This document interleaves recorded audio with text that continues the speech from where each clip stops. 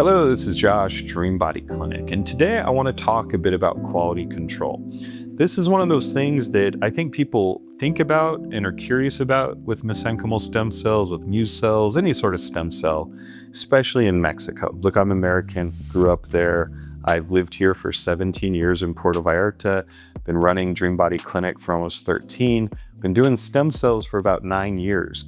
And I get it. When I first started too, I didn't think there'd be any good medicine or anything going on in Mexico. Turns out it's not true. Universities here are incredible. In fact, state schools are free. You do your 5 years or 6 years, and then you do a year for free in the socialized healthcare system to pay for it.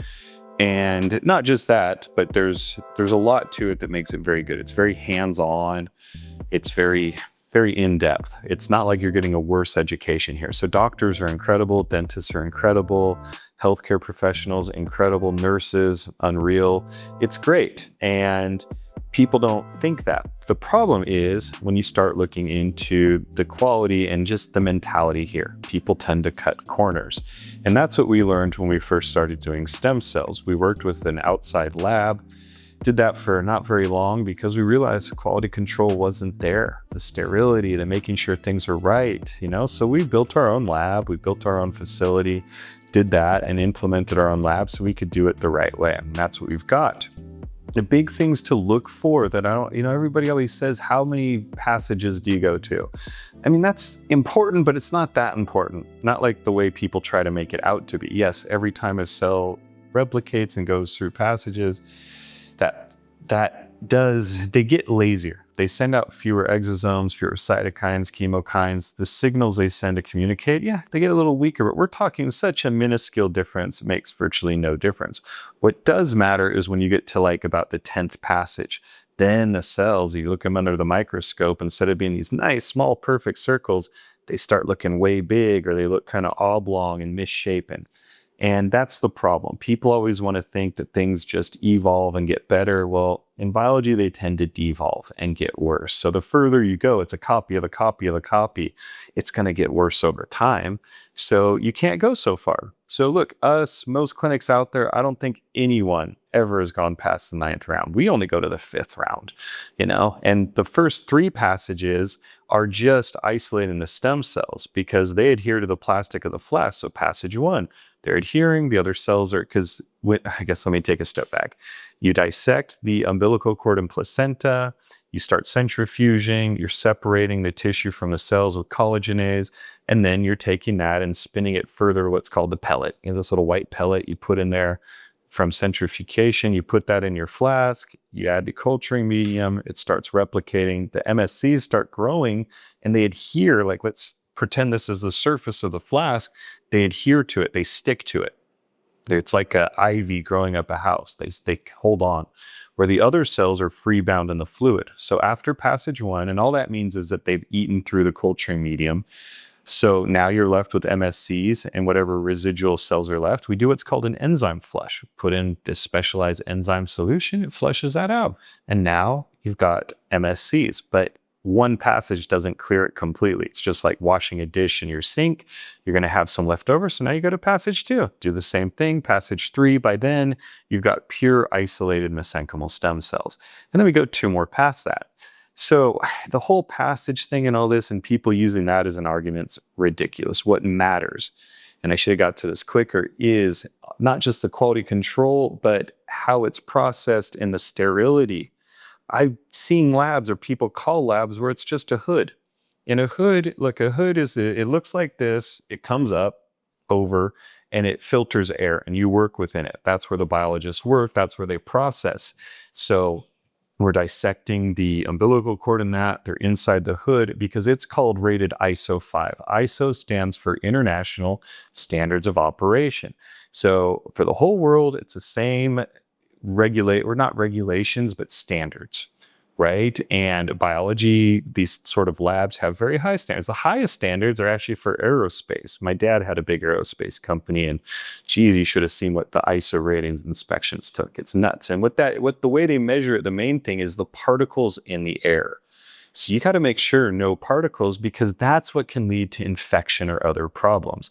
This is medical. We need to make sure it's as sterile as possible. And there's clinics and labs out there that have no sterility. They just have a hood. It'd be like in a room like this with a hood. They're like, oh, it's ISO 5, which ISO 5 is awesome.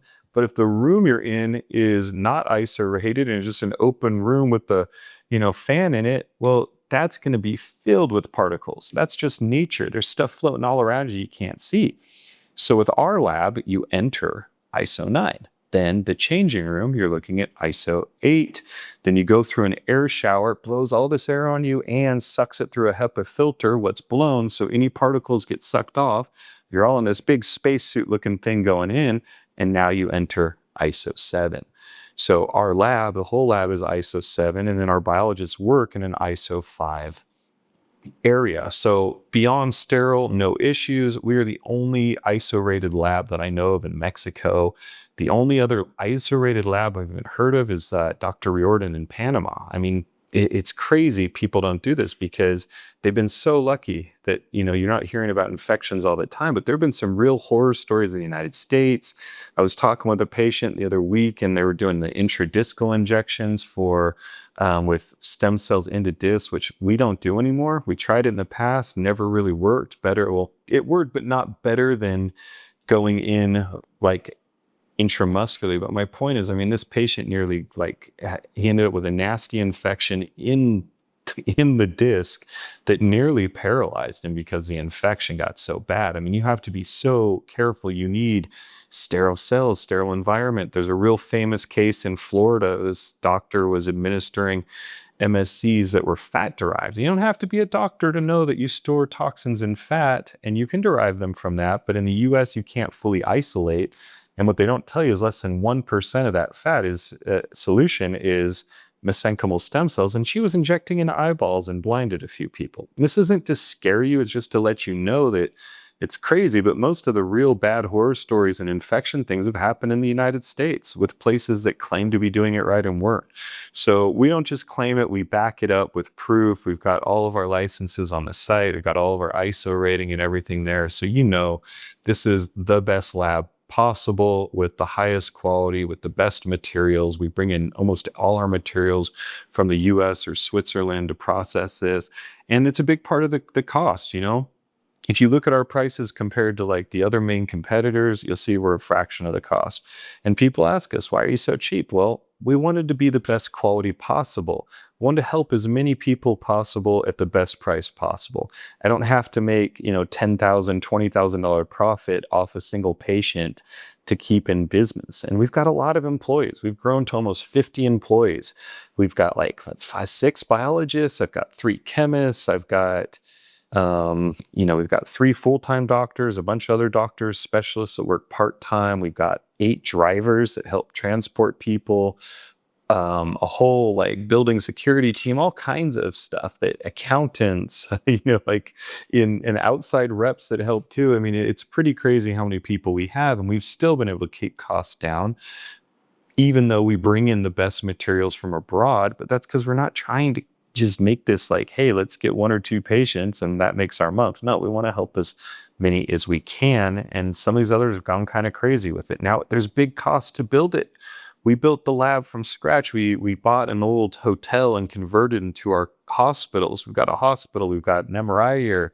We've got our own chemical lab for blood analysis. We've got our own lab for the stem cells. And we've got a lot here, and we've invested millions into all of that. But it's all gone back in so we can keep the price down and help people. So those are the things to look for. I've heard some wild things out there about again, the passages, the frozen versus not frozen. Look, ours aren't frozen, but every research center in the world uses frozen stem cells. You have to know how to thaw them. They have these little ice baths. It looks like a little mini jacuzzi for your stem cells. And if you slowly thaw it, it will not rupture the cell membrane.